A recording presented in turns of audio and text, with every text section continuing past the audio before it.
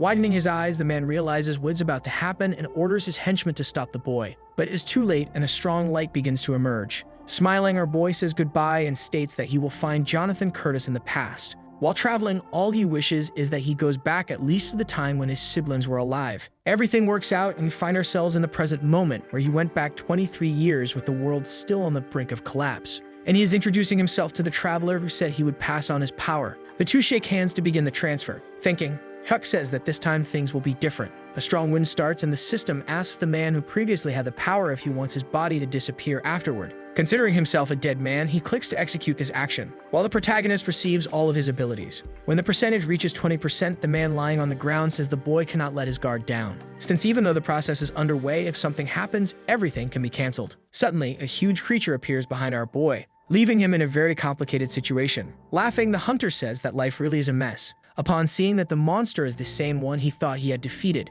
incapacitated, Park Kang-ho says that in novels, people usually go home and live happily ever after. Warning right after that he will give up his powers soon, so the boy must run away immediately. Because unfortunately, there is nothing else that can be done. Since if life is a mess, one must live with the mess. His last advice is that Hyuk should adapt and survive as much as he can. Surprising him, the boy grabs an iron bar, stating that he's not crazy, just tired of always running away. Determined, he faces the classic creature, but it does not attack him. Turning its back, it walks away, leaving him confused. Dropping the iron bar relieved, he says that he thought he was going to die from the tension. The hunter then says that he is very lucky, but the boy replies that it was all thanks to him, because if the monster hadn't been severely wounded. But before he could finish speaking, Hyuk realizes that the man's body is disappearing and gets scared. Unbothered, the man says that he must fulfill his promise and find his family if he doesn't want to be haunted forever. The transfer process ends and a message warns that the user's body is inadequate to receive the system, and it will have to be rebuilt through awakening. Catching the boy off guard, the last warning is that the reconstruction process may cause pain.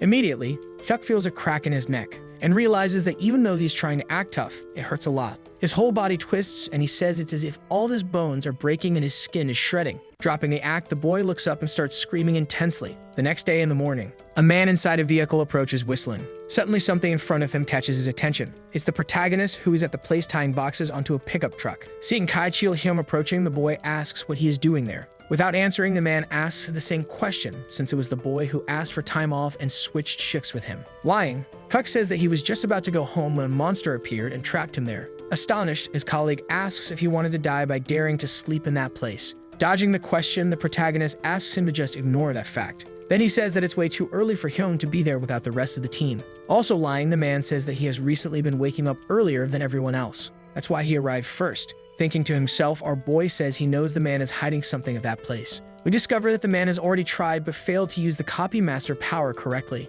which led him to get beaten up so badly by other awakened members that whoever found him thought he was dead. Thus, the reason for his downfall was very simple, as the fool decided to reveal during his registration that he had the ability to copy, which angered many people who couldn't accept having their precious abilities copied so easily. After saying goodbye and starting the car, Huck looks at the passenger seat, where there are 3 Class B crystals and 4 Class C crystals, which he stole from Hyun, even though he feels bad because those items saved his life. Now he just needs to figure out how to use them since he can't sell them. We also discover that Hyun, after awakening with Kang-ho's power, failed to retrieve any of the unknown crystals. So when he returned the next day to recover them, they were all gone. Not protecting the crystals became the greatest regret of the man's life. That's why Huck planned to grab the items as early as possible. Reflecting, the boy thinks that if it's just monster cores, he might be able to sell them discreetly. But if it's the core of a high-level monster, he'll end up attracting the attention of the association and the government, who will start an investigation. For the protagonist, in the worst-case scenario, he won't get the full value and will end up selling the crystals for peanuts.